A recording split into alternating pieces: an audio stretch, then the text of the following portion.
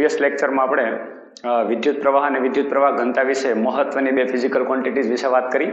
આજે એક નવા ટોપિક સાથે તમારી સમક્ષ આવ્યો છું. દોસ્તો, આ નવો ટોપિક તમારા માટે સરપ્રાઈઝ છે. આ સરપ્રાઈઝ આફ્ટર ટોપિક આપણે ખોલીશું. મિત્રો, આજે કરંટ ઇલેક્ટ્રિસિટીની અંદર એક મહત્વની વસ્તુ સમજવાની છે. ધારો કે એક હું અહીંયા વાહકનો ટુકડો લઉં છું. વાહકના ટુકડાને જો તમે રૂમ ટેમ્પરેચર ઉપર એની સ્થિતિ તપાસો તો અસંખ્ય એવા મુક્ત ઇલેક્ટ્રોન એ અસ્તવ્યસ્ત ગતિ કરતા હોય વાહકના ટુકડાની મર્યાદામાં રહીને. એક એક્ઝામ્પલ આપું દોસ્તો, એક સિનેમા હોલની અંદર અસંખ્ય એવા લોકો ચેર ઉપર બેઠા છે અને એને કહેવામાં આવે કે હવે તમે ફરવા માટે મુક્ત છો, તમારે જ્યાં જવું ત્યાં જઈ શકો છો, સિનેમા હોલની મર્યાદામાં રહેવાનું છે. અને એની પાસે કંઈક એનર્જી છે તો એ અસ્તવ્યસ્ત ગતિ કરશે અને એકબીજા સાથે અથડાશે. મિત્રો, કોઈ વ્યક્તિ આફ્ટર ટી ટાઈમ 1 કલાક પછી, 2 કલાક પછી, 3 કલાક પછી, 4 કલાક પછી કે 1 દિવસ પછી પાછો પોતાની જગ્યા ઉપર આવશે તો તમે એવું કહી શકશો કે આ વ્યક્તિએ ઘણું બધું અંતર કાપ્યું છે, પરંતુ એનું સ્થાનાંતર નેટ ડિસ્પ્લેસમેન્ટ શૂન્ય થઈ જશે, 0. મિત્રો, સેમ પોઝિશન ઇલેક્ટ્રોનની વાહકની અંદર હોય. જો એને રૂમ ટેમ્પરેચર ઉપર રાખવામાં આવે મિત્રો, તો રૂમ ટેમ્પરેચર ઉપર ઇલેક્ટ્રોન હીટ એનર્જી લઈ અને ઇલેક્ટ્રોન વાહકના ટુકડાની અંદર અસ્તવ્યસ્ત ગતિ કરતા હોય છે. જ્યારે પાછું એ જ જગ્યા ઉપર આવી જાય ત્યારે એનું નેટ ડિસ્પ્લેસમેન્ટ 0 થઈ જાય. મિત્રો, આવા દરેક ઇલેક્ટ્રોન, દાખલા તરીકે તમે 1 ગ્રામ કોપર લીધો, 1 ગ્રામ કોપરની અંદર લગભગ 10⁻23 ઇલેક્ટ્રોન હોય તો 10⁻23 ઇલેક્ટ્રોન છે અસ્તવ્યસ્ત ગતિ કરશે, અસ્તવ્યસ્ત ગતિ કરશે, પરંતુ એનું નેટ સ્થાનાંતર અથવા તો નેટ ડિસ્પ્લેસમેન્ટ એનું શૂન્ય જ રહેવાનું છે. કારણ કે એ આફ્ટર ટી ટાઈમ 5 દિવસ પછી પણ તપાસશો તો એનું નેટ ડિસ્પ્લેસમેન્ટ તમને શૂન્ય જ જોવા મળશે. મિત્રો, મેં મહત્વનો ક્વેશ્ચન પૂછું કે જો સ્થાનાંતર શૂન્ય હોય તો તમે સીધું કહેશો કે મિત્રો આની ઝડપ શૂન્ય ન કહેવાય પણ એવરેજ વેલોસિટી શૂન્ય કહેવાય. કારણ કે v average is equal to total displacement એટલે સ્થાનાંતર બાય ટોટલ ટાઈમ એટલે કુલ સમય. મિત્રો, સ્થાનાંતર શૂન્ય એટલે v average is equal to 0. But speed is not equal to 0. ઝડપ 0 નથી, કારણ કે અંતર તો કઈ પૂછે, સ્થાનાંતર નથી કર્યું એટલા માટે એની એવરેજ વેલોસિટી અથવા તો સરેરાશ વેગ શૂન્ય થશે.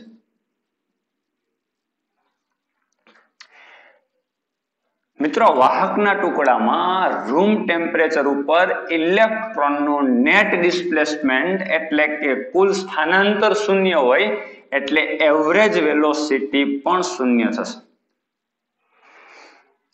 હું તમને એ સમજાવવા માંગુ છું કે આનું ઇલેક્ટ્રોનનું જે આપણે નેટ સ્થાનાંતર અથવા તો ડિસ્પ્લેસમેન્ટ જોઈતું હોય, કુલ સ્થાનાંતર અથવા તો એવરેજ વેલોસિટી જોઈતી હોય તો ધારો કે અત્યારે એક આવો નળાકાર આકારનો એક વાહકનો ટુકડો લઈએ મિત્રો.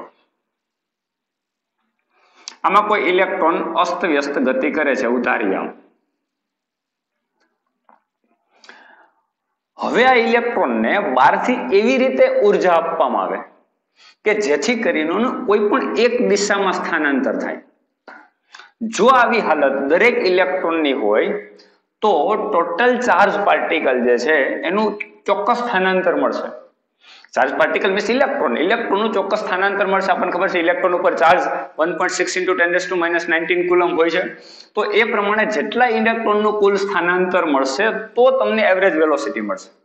મિત્રો, એના માટે આપણે આ વાહકના ટુકડા સાથે એનર્જી માટે એક બેટરી જોડી દઈએ. મિત્રો, બેટરી તમારા માટે આમ શબ્દ નવો નથી. પ્રેક્ટિકલી તમને બેટરી વિશે ખબર છે. ટ્રકની અંદર, બાઇકની અંદર, કોઈ પણ વ્હીકલની અંદર આપણે બેટરીનો ઉપયોગ કરીએ છીએ. આપણે ડીસી વોલ્ટ આપેલા છે. ડીસી વોલ્ટ શું છે, એસી વોલ્ટ શું છે, આ બધું જ આગળના ચેપ્ટરની અંદર આપણે ચર્ચા કરવાના છીએ. પરંતુ અત્યારે તમને બેટરી એક એનર્જી સોર્સ તરીકે મેં લીધો છે. જેનો સિમ્બોલ એક મોટી લીટી નાની લીટી નેગેટિવ છે, મોટી લીટી પોઝિટિવ છે. મિત્રો અહીંયા પોઝિટિવ, અહીંયા નેગેટિવ, એટલે મેં વાહક તારને બહારથી પોઝિટિવ ટુ નેગેટિવ આવું એક વિદ્યુત ક્ષેત્ર એપ્લાય કર્યું છે. અને વિદ્યુત ક્ષેત્ર is equal to V by L. આ તમને ખબર છે, એકમ લંબાઈ દીઠ વોલ્ટેજ એ વિદ્યુત ક્ષેત્રનું માપ છે. એ સ્થિત વિદ્યુત શાસ્ત્રની અંદર તમે સારી રીતે ભણી ગયા છો. મિત્રો અહીંયા બેટરીને મેં એનર્જી સોર્સ તરીકે ઇલેક્ટ્રોનને અથવા તો વાહકના ટુકડાને આપ્યું. આ એનર્જી લઈ ઇલેક્ટ્રોન અસ્તવ્યસ્ત ગતિ કરતા હશે. એ ઇલેક્ટ્રોન ઉપર વિદ્યુત ક્ષેત્ર જે દિશામાં હોય એના કરતા વિરુદ્ધ દિશામાં બળ લાગે છે, આપણને ખબર છે. F is equal two EQ. અહીંયા Q તરીકે આપણી પાસે કોણ છે? ઇલેક્ટ્રોન. એટલે ઇલેક્ટ્રોન માટે -E ઇન્ટુ કેપિટલ E. દોસ્તો અહીંયા બળ અને વિદ્યુત ક્ષેત્ર, force and electric field are opposite. અહીંયા નેગેટિવ સાઇન છે. ઇલેક્ટ્રોન ઉપર લાગતું બળ વિદ્યુત ક્ષેત્રની વિરુદ્ધ દિશામાં છે, એટલે ઇલેક્ટ્રોન ઉપર વિદ્યુત ક્ષેત્રની વિરુદ્ધ બળ, એટલે વિદ્યુત ક્ષેત્ર આમ છે, એટલે મિત્રો એની પર બળ આમ લાગશે. ઇલેક્ટ્રોન ઉપર વિદ્યુત ક્ષેત્રની વિરુદ્ધ બળ લાગશે. દરેક ઇલેક્ટ્રોન ઉપર આ દિશામાં બળ લાગશે. મિત્રો આ ફોર્સની દિશા બતાવું છું, ધ્યાન રાખજો. જો ઇલેક્ટ્રોન ઉપર આ દિશામાં ફોર્સ લાગે તો દરેક ઇલેક્ટ્રોન એક સિમેટ્રિકલ ગોઠવણી એટલે કે એક જ દિશામાં સ્થાનાંતર કરશે. જો નેટ સ્થાનાંતર મળે તો એવરેજ વેલોસિટી પણ મળશે, સરેરાશ વેગ પણ મળશે. દોસ્તો અહીંયા બહારથી તમે એનર્જી સોર્સ તરીકે બેટરી આપો છો. બેટરી શું કામ કરે છે? ઇલેક્ટ્રોનને ઉર્જા આપે છે. ઇલેક્ટ્રોનના બાહ્ય વિદ્યુત ક્ષેત્રની વિરુદ્ધ દિશામાં ગતિ કરવા માટે મજબૂર કરે છે. અને દરેક ઇલેક્ટ્રોન જે છે એનું નેટ ડિસ્પ્લેસમેન્ટ આવું કંઈક મળે છે. આ જે સ્થાનાંતર મળે છે એને અનુરૂપ વેગ મળે છે, એટલે કે એવરેજ વેલોસિટી મળે છે. મિત્રો આને ડ્રિફ્ટ વેગ કહેવાય. શું કહેવાય? ડ્રિફ્ટ વેગ. ડ્રિફ્ટ વેગને દર્શાવવા માટે આપણે શું કહેશું? VD. મિત્રો એક મહત્વના વેગનો મેં તમને પરિચય આપ્યો છે. વાહકના ટુકડામાં ઇલેક્ટ્રોન અસ્તવ્યસ્ત ગતિ કરતા હોય તો એની ગતિ ઉપર મર્યાદા લાદીને બહારથી એનર્જી સોર્સ જોડીને બહારથી વિદ્યુત ક્ષેત્ર આપીને ઇલેક્ટ્રોનને તમે કોઈ એક દિશામાં મૂવ કરાવી શકો. મિત્રો એક દિશામાં ઇલેક્ટ્રોન મૂવ થશે એટલે એનું નેટ સ્થાનાંતર મળશે અને એને કારણે જે વેગ મળશે, સરેરાશ વેગ, એને શું કહેવાય? ડ્રિફ્ટ વેગ કહેવાય, જેને આપણે VD વડે દર્શાવશું. હવે તમને ડ્રિફ્ટ વેગનો પરિચય થઈ ગયો. મિત્રો હવે ડ્રિફ્ટ વેગ અહીંયા શું કામ કરે છે એ આપણે જોઈએ. દોસ્તો સમજો, જો તમે ડ્રિફ્ટ વેગ સારી રીતે સમજી ગયા હો તો આ જ વાહકના ટુકડાની અંદર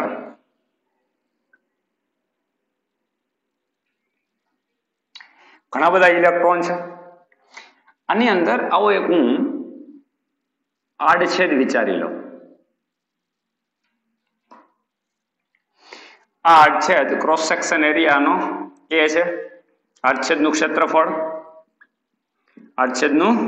ક્ષેત્રફળ એ છે. હવે ધારો કે અહીંયા ઘણા બધા ઇલેક્ટ્રોન વોટેવર ગમે ચાર્જ પાર્ટિકલ, અને એક બીજો આડછેદ ધારી લે.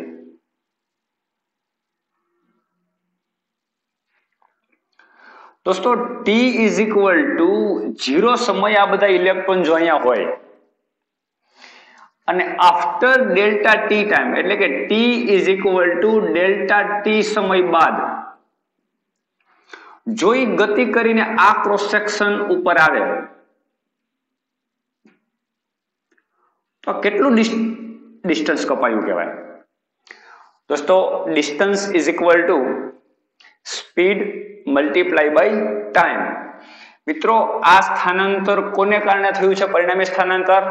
હમણાં આપણે જોયું કોના કારણે પરિણામી સ્થાનાંતર થયેલું છે? ડ્રિફ્ટ વેગને કારણે. તો ડ્રિફ્ટ વેગ VD મલ્ટીપ્લાય બાય ટાઈમ એટલે VD ઇન્ટુ ડેલ્ટા T જેટલું અહીંયા અંતર કપાણું છે. દોસ્તો અહીંયા ઇલેક્ટ્રોન જે છે આ અક્ષેથી આ અક્ષ સુધી જવા માટે ડેલ્ટા ટી જેટલો ટાઈમ લીધો. ડ્રિફ્ટ વેગને કારણે સ્થાનાંતર થયું તો t = 0 સમયથી t = ડેલ્ટા ટી સમયની અંદર એને vd * ડેલ્ટા ટી જેટલું અંતર કાપ્યું છે, તો સ્થાનાંતર કર્યું છે. મિત્રો આ એક દિશામાં સ્થાનાંતર કર્યું તો આ જે અત્યારે તમને જે એરિયા વચ્ચેના જે પણ પોર્શન બતાવ્યો છે મિત્રો, આનું વોલ્યુમ કેટલું થશે? કદ. ક્ષેત્રફળ ગુણ્યા લંબાઈ એટલે કદ. એટલે કદ કેટલું થશે? આટલા વિસ્તારનું આ ક્ષેત્રફળથી આ ક્ષેત્રફળ સુધીના આ અડછેદથી આ અડછેદ સુધીના જે એરિયા કવર થાય છે એરિયાનું કદ કેટલું હશે? કદ = ક્ષેત્રફળ ગુણ્યા લંબાઈ. લંબાઈ એટલે vd * ડેલ્ટા ટી. દોસ્તો આની અંદર રહેલા દરેક ઇલેક્ટ્રોનની હાલત આવી કંઈક હશે કે એ a * vd * ડેલ્ટા ટી જેટલા કદની અંદર રહેલા ઇલેક્ટ્રોન્સ અથવા તો ચાર્જ પાર્ટિકલ એ કેટલું ડિસ્ટન્સ vd * ડેલ્ટા ટી જેટલું ડિસ્ટન્સ કાપી ચૂક્યા છે અને આ કદની અંદર એ સમાયેલા છે. એવું વિચારીએ. ધારો કે એકમ કદની અંદર એકમ કદમાં ઇલેક્ટ્રોનની સંખ્યા n છે. મિત્રો એકમ કદમાં ઇલેક્ટ્રોન n હોય, પર વોલ્યુમ પર યુનિટ વોલ્યુમ ચાર્જ પાર્ટિકલની સંખ્યા જો n હોય તો a * vd * ડેલ્ટા ટી કદમાં કેટલા ઇલેક્ટ્રોન થશે? તો ઇલેક્ટ્રોનની સંખ્યા કેટલી થશે મિત્રો? ઇલેક્ટ્રોનની કુલ સંખ્યા થશે n * a * vd * delta T. દોસ્તો સમજો, આ ઇલેક્ટ્રોનની સંખ્યા છે. કેટલા કદની અંદર? a vd ડેલ્ટા ટી કદની અંદર ઇલેક્ટ્રોનની સંખ્યા n શું છે? ફરીથી n છે એકમ કદમાં રહેલા ઇલેક્ટ્રોનની સંખ્યા, a આડછેદનું ક્ષેત્રફળ છે, vd અહીંયા ડ્રિફ્ટ વેગ છે અને ડેલ્ટા ટી અહીંયા એક સમયગાળો, ચોક્કસ સમયગાળામાં જે ડ્રિફ્ટ વેગ જેટલા વેગથી ને કરેલું સ્થાનાંતર માટેની જે સમયગાળો જે લીધો છે એ ડેલ્ટા ટી છે. દોસ્તો ઇલેક્ટ્રોનની સંખ્યા આટલી છે. એક ઇલેક્ટ્રોન ઉપર ચાર્જ પાર્ટિકલ ઉપર એક ઇલેક્ટ્રોન ઉપર વિદ્યુતભાર કેટલો હોય છે? E 1.6 × 10⁻⁹ coulomb minus. પણ અહીંયા આપણે વિદ્યુત પ્રવાહની દિશા ઇલેક્ટ્રોનના પ્રવાહની વિરુદ્ધ દિશામાં બતાવે છે. કાલે આપણે ચર્ચા કરી વૈભાજિક પ્રવાહની દિશા ઇલેક્ટ્રોનની વિરુદ્ધ, એટલે આપણે પોઝિટ્રોન તરીકે લઈને કન્સિડર કરવાનું છે. આ ભૂલાય નહીં. એટલે અહીંયા Na vd * delta T charge particle માટે જો એક ઇલેક્ટ્રોનનો વિદ્યુતભાર એટલો હોય તો આટલા ઇલેક્ટ્રોનનો વિદ્યુતભાર કેટલો થશે? તો મલ્ટીપ્લાય બાય E. તેથી અહીંયા આવેલા ઇલેક્ટ્રોનનો વિદ્યુતભાર ધારો હું ડેલ્ટા ક્યુ અથવા તો dq કહું તો dq = શું થશે? Na vd delta T * E. મિત્રો આટલો charge dq = Na vd delta T * E. આટલો ચાર્જ અહીંયાથી આડછેદમાંથી અહીંથી અહીં સુધી અંતર કાપશે ત્યાં સુધીમાં આટલો ચાર્જ વિદ્યુતભાર નું સ્થાનાંતર થયો છે. તો આપણને ખબર છે dq / dt. dq / dt તો અહીંયા dq / dt કરીએ તો dt કેન્સલ થઈ જાય. તો dq / dt = Na vd. શું થશે? Na vd. તો dq / dt = current I. Current I = Na vd E. દોસ્તો અહીં મહત્વનું ઇક્વેશન આપણને મળ્યું I = Na vd * E. I = Na vd. મિત્રો આમાંથી કેવા પ્રકારના ક્વેશ્ચન પૂછાય? દોસ્તો તમે ઇક્વેશન જો, આની અંદર એકમ કદ દીઠ ઇલેક્ટ્રોનની સંખ્યા બદલાવવાની નથી. ક્વેશ્ચન જે પૂછાય છે આ ટાઈપના ક્વેશ્ચન પૂછાય. દાખલા તરીકે આવો કોઈ વાહકનો ટુકડો છે, ક્રોસ સેક્શન અહીંયા નાનો છે. પાણીની પાઇપલાઇન ઉદાહરણ આપો. પાણીની પાઇપલાઇન છે, એમાંથી પાણી જાય છે. તમારે દૂર સુધી પાણીને ફેંકવું હોય તો તમે શું કરો? પાણીની આગળની નળીને દબાવશો. નળીને આગળનો ભાગ દબાવશો એટલે આગળ ખૂબ આગળ જશે પાણી. મિત્રો એ શું થયું? વેગ વધારવા માટે તમે આડછેદ નાનો કર્યો તો અહીંયા એવું જ કંઈક છે. જો તમે આડછેદ નાનો કરશો તો સામે વેગ શું થશે? વધી જશે, પરંતુ I કેવો રહેશે? Constant. I proportional to A નહીં કહી શકીએ, I proportional to VD નહીં કહી શકીએ, કારણ કે આડછેદ બદલાશે, આડછેદ નાનો થશે તો સામે ડ્રિફ્ટ વેગ પણ વધી જશે, આડછેદ નાનો થશે ડ્રિફ્ટ વેગ વધશે, આડછેદ મોટો થશે તો ડ્રિફ્ટ વેગ ઘટશે. આનો મતલબ થયો કે આ વધે તો આ ઘટશે, આ ઘટશે તો આ વધશે, પરંતુ I કેવો રહેશે? કોન્સ્ટન્ટ. એટલે દાખલા તરીકે આમાંથી I જેટલો પ્રવાહ જતો હોય તો અહીંયા I જેટલો જ બહાર આવશે. દોસ્તો અહીં વિદ્યુતભારનું સંરક્ષણ તમને સમજાવે છે. ચાર્જ પાર્ટિકલ અહીંથી કંઈક દાખલ થાય છે અને અહીંયા બહાર નીકળે છે તો કરંટ કોન્સ્ટન્ટ રહે છે, આડછેદ ભલે નાનો થઈ જાય તો અહીંયા વેગ શું થતો હોય? ડ્રિફ્ટ વેગ શું થતો હોય? વધી જતો હોય, કે જેથી I કેવો રહેતો હોય? કોન્સ્ટન્ટ. એટલે આ કન્ટિન્યુઅસ આ આખા વાહકના ટુકડાની અંદર I જેટલો કરંટ ફ્લો થશે. આ એક મહત્વની વાત. I is equal to NAVD into A. આ એક મહત્વનું ઇક્વેશન. દોસ્તો હવે ખાસ પરિણામ તરફ જઈ રહ્યા છે, ધ્યાન રાખજો. મહત્વના પરિણામ તરફ જઈ રહ્યા છે. મેં તમને શરૂઆતમાં કીધું હતું કે આપણા માટે એક સરપ્રાઈઝ ટોપિક છે. એ સરપ્રાઈઝ ટોપિક ઉપર આપણે જઈ રહ્યા છે. ફુલી કોન્સન્ટ્રેટ. દોસ્તો I is equal to NAVD એ પ્રકારનું એક મહત્વનું સૂત્ર આપણે જોયું. આ સૂત્ર ઉપરથી એક મહત્વનું પરિણામ તારવવાનું છે. દોસ્તો ધ્યાન રાખજો, આપણે ઇલેક્ટ્રોનની અથડામણને કારણેનો વેગ VD કોન્સ્ટન્ટ લીધો. વાસ્તવમાં અથડામણને કારણેનો વેગ કોન્સ્ટન્ટ હોય નહીં, અચળ હોય નહીં. સતત અથડામણને કારણે એ પ્રવેગિત થતો હોય છે. એક અથડામણ બાદ ફરીથી પ્રવેગિત થાય, ફરીથી પ્રવેગિત થાય, ફરીથી એનો વેગ શૂન્ય થાય, ફરીથી પ્રવેગિત થાય. દોસ્તો બે અથડામણ વચ્ચે ધારો કે અહીંયા એક ઇલેક્ટ્રોન છે, આ એક ઇલેક્ટ્રોન અહીંયા છે. દોસ્તો આ ઇલેક્ટ્રોન આની સાથે અથડાય એના માટે જે ડિસ્ટન્સ કાપે છે, આ ડિસ્ટન્સ મિત્રો, આ ડિસ્ટન્સ નું d બાર કહું. આને કહેવાય સરેરાશ મુક્ત પથ. શું કહેવાય? સરેરાશ મુક્ત પથ. દોસ્તો મહત્વનો ફાળો છે. સરેરાશ મુક્ત પથ એટલે કે ઇંગ્લિશમાં mean free path. Mean free path, સરેરાશ મુક્ત પથ. આ પથ કાપવા માટે એક અથડામણ થી બીજી અથડામણ થવા માટે જે ટાઈમ લાગે એ ટાઈમને કહેવાય રિલેક્સેશન ટાઈમ. શું કહેવાય? Relaxation time. આને દર્શાવવા માટે આપણે ટો કહેશું. ટો સરેરાશ મુક્ત પથને દર્શાવવા માટે d બાર, રિલેક્સેશન ટાઈમને દર્શાવવા માટે ટો. દોસ્તો એક અથડામણ પછી બીજી અથડામણ થાય એ બિટવીન ટાઈમ અત્યંત સૂક્ષ્મ હોય, મિનિટ કલાકોમાં ન હોય.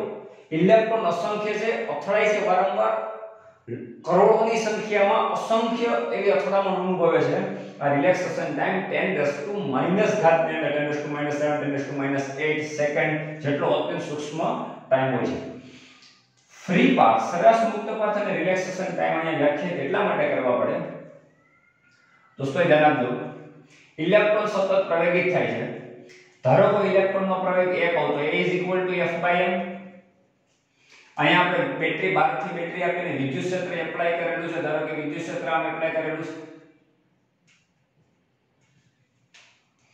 ઓકે, વિદ્યુત ક્ષેત્ર આપણે આ બાજુ આપી દઈએ કે ઇલેક્ટ્રોનને વિરુદ્ધ દિશામાં.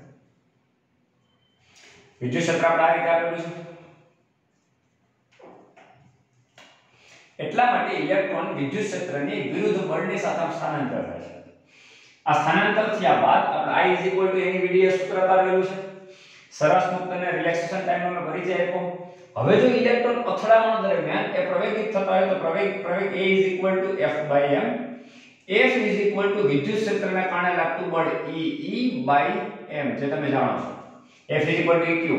સ્થિતિવિદ્યુત શાસ્ત્રની અંદર તમે ભણી ગયા હોય. કેપિટલ E વિદ્યુત ક્ષેત્ર અને Q એટલે ચાર્જ. તો અહીં ચાર્જ પાર્ટિકલ તરીકે આપણી પાસે ઇલેક્ટ્રોન છે. A = E/m જેટલો પ્રવેગ એમાં ઉત્પન્ન થતો હોય ઇલેક્ટ્રોનની અંદર. દોસ્તો આ પ્રવેગ સાથે સતત અથડામણ અનુભવ્યા બાદ એટલો પ્રવેગિત થાય, ફરી એનો વેગ શૂન્ય થાય, ફરી આ પ્રવેગિત થાય તો પ્રવેગી ગતિનું સમીકરણ મેળવી અને આપણે કિંમત મેળવીએ તો ડિસ્પ્લેસમેન્ટ જે થાય છે, સરેરાશ મુક્ત પથ મળે એ પથ કેટલો મળશે? તો કે આ પથ કાપવા માટેનો ટાઈમ લીધો રિલેક્સેશન ટાઈમ જેટલો અને સૂત્ર આવશે પ્રવેગી ગતિનું 1/at². 1/a એટલે E/m અને t² એટલે τ². દોસ્તો સમજાવો છો 1/at² એટલે E/m, t² એટલે τ². d is equal to 1/2 e by m into tau square આ પ્રકારનું ડિસ્પ્લેસમેન્ટ મળે. તો આ સરેરાશ મુક્ત પથ આટલો આપણને મળશે. દોસ્તો તો ડ્રિફ્ટ વેગ vd is equal to થશે distance by time. Sorry displacement by time. તો ડિસ્પ્લેસમેન્ટ તરીકે અત્યારે કોણ વર્ક કરે? સરેરાશ મુક્ત પથ. એના માટે સમય કેટલો હતો? રિલેક્સેશન ટાઈમ કેટલો? ડિસ્પ્લેસમેન્ટ અહીંયા તમારું 1/2 e by m into tau square by tau. tau cancel.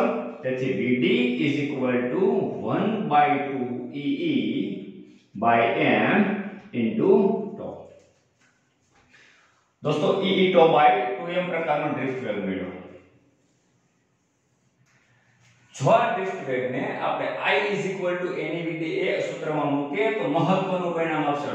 દોસ્તો NEE VD is equal to value અહીં મૂકું છું. VD is equal to E capital E tau by 2m into a is equal to I. દોસ્તો આનું સાદુરૂપ આપશું એટલે n E into E એટલે E square capital E tau a by 2m is equal to I. હજી આ સમીકરણ આગળ જવા દઈએ. દોસ્તો એ વિદ્યુત ક્ષેત્ર E is equal to V by L. જે આપણે જાણીએ છીએ સ્થિતિવિદ્યુત શાસ્ત્રની અંદર પડી ગયા વિદ્યુત ક્ષેત્ર એકમ લંબાઈ દીઠ વોલ્ટેજ V by L. જો તમે V by L મૂકશો તો I is equal to NE square E is equal to V by L E is equal to V by L tau a by 2m. दोस्तों હું v ને કરતા બનાવું તો v is equal to આ ઉપર ગુણાશે 2m l by આ નીચે જશે n e square tau a into I. v ને કરતા બનાવશો 2m l ઉપર જશે અંશમાં n e square tau a n e square tau a છેદમાં જશે એટલે v is equal to આ પ્રકારનું સૂત્ર મળ્યું. દોસ્તો તમને આઈડિયા આવે છે? અહીંયા રાઉન્ડ મારેલું મારવા પદ કોન્સ્ટન્ટ રહેશે. ઇલેક્ટ્રોનનો દર બદલાવાનો નથી. લેન્થ તરીકે આપણે અહીંયા l શું લીધો છે? l શું લીધો? l is equal to સળિયાની લંબાઈ. l બદલાવાનો નથી. સળિયાનો આડછેદ બદલાવાનો નથી. રિલેક્સેશન ટાઈમ એ ટેમ્પરેચર ડિપેન્ડન્ટ હોય એ વધારે ચર્ચા કરશું, પણ અહીંયા આ ટેમ્પરેચર બદલાવાથી જો રિલેક્સેશન ટાઈમ બદલાય તો n પણ એની સાથે કંઈક ચેન્જ થતો એની વિશે આપણે સેમિકન્ડક્ટરની અંદર વધારે ડીપમાં ચર્ચા કરશું. અત્યારે અહીંયા તાપમાન સાથે n માં કોઈ બહુ ફરક પડતો નથી, રિલેક્સેશન ટાઈમમાં પણ બહુ ફરક પડતો નથી. એટલે 2ml n square tau into a પદ કોન્સ્ટન્ટ રહે. મિત્રો જો આ પદ અચળ હોય અને હું એને r કહી દઉં તો v is equal to IR. મિત્રો આ સરપ્રાઈઝ હતી. આ 10મા ધોરણની અંદર તમે ભણી ગયા છો ઓહમ્સ લો, ઓહમનો નિયમ. ઓહમનો નિયમ v is equal લો હંમેશા લો હોય છે એ સાબિત કરવાનો હોતો નથી, પણ અહીંયા આપણે એક સારી રીતે ડ્રિફ્ટ વેગનો પરિચય લઈ અને v is equal to IR ઓહમનો નિયમ સાબિત કર્યો. દોસ્તો આજ માટે આ એક ઓહમનો નિયમ ભણ્યા. નેક્સ્ટ લેક્ચરની અંદર વધારે આપણે કરંટ ઇલેક્ટ્રિસિટીમાં આગળ વધશું.